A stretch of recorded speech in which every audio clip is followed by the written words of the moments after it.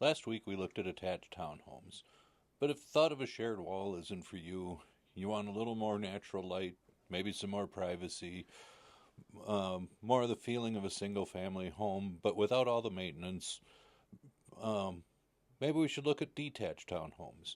That's what we're going to look at this week.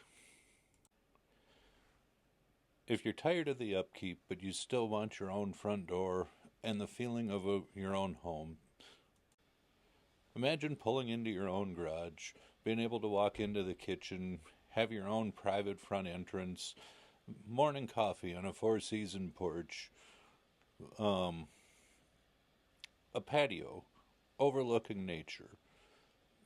And yet the lawn and snow is handled by the association, and you can lock up, leave, go on vacation without a worry.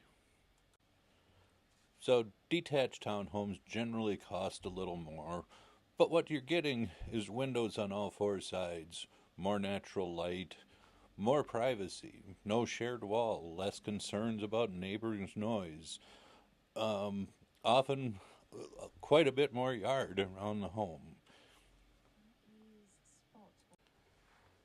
If you lived in your home for 20, 30, even 40 years, one of the concerns you probably have is where do I put my stuff? And this is where detached townhomes really shine. They often have much larger garages. Some have 3 and even 4 car garages.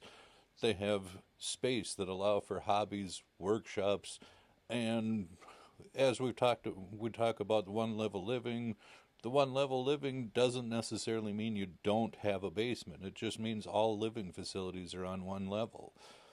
And these often feature attic storage in the garages, and the basement can certainly have either a workshop or just storage space down there, or can be finished out as additional living area.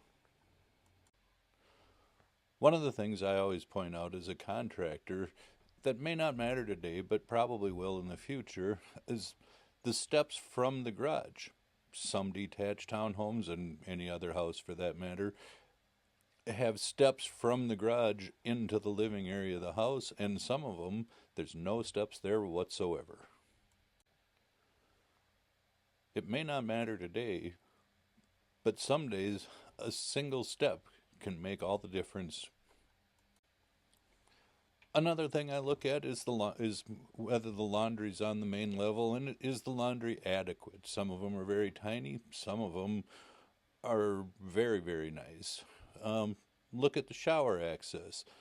Think about the widths of the doors, how the size of the hallways, and consider how your groceries are going to move from the car into the home. Now, the association dues are typically lower, but that comes with a trade-off, meaning the exterior, the roof, the siding, those are your own, just as though it was a single-family home that you owned. That being said, HOA will have some architectural covenants to go with it, but they do all the lawn and snow. There are a lot of advantages. If you're accustomed to having acreage and room to park an RV and do whatever you want, you're going to find some restrictions from the HOA in any townhome community. One thing people don't always expect in association living or any townhouse are the community elements that go with it. Things like a clubhouse, shared gathering spaces, walking trails, sometimes a pool, and a lot of them have a pretty active social community without the apartment-style hallways. As with every video in this series, I'm always been including a lifestyle score. The lifestyle score on this one will start with maintenance. Maintenance, I'm going to give it a 4 out of 5 stars because most of the maintenance is already done, but you own the exterior of your own building. Travel friendly, again, I'm going to give this one a 4 out of 5 stars. You can turn the key, not have to worry about mowing lawn, shoveling snow, all of that's taken care of. Privacy. Privacy on a detached townhome, I'm going to give it a score of 5 stars. There's no shared walls. You can come and go. There's no hallways. It's an individual building.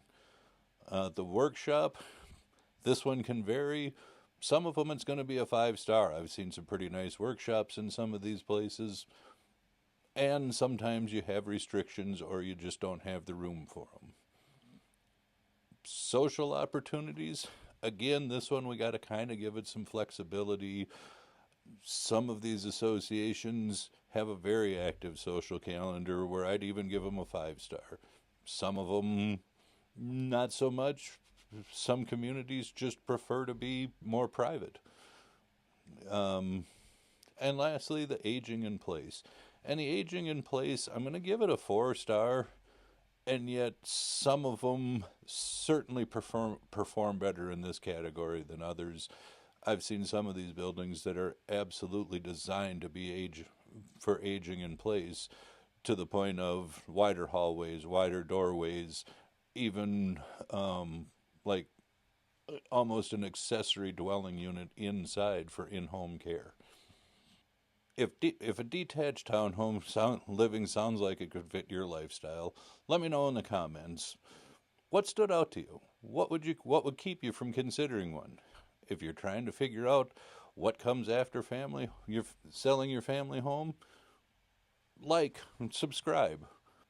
I'm making this series to compare different housing styles and different lifestyles throughout Anoka County and the North Metro, so you can see the trade-offs before you make a move. And if you want help looking at your own situation, that's the kind of conversation I love to have with people like you every single day.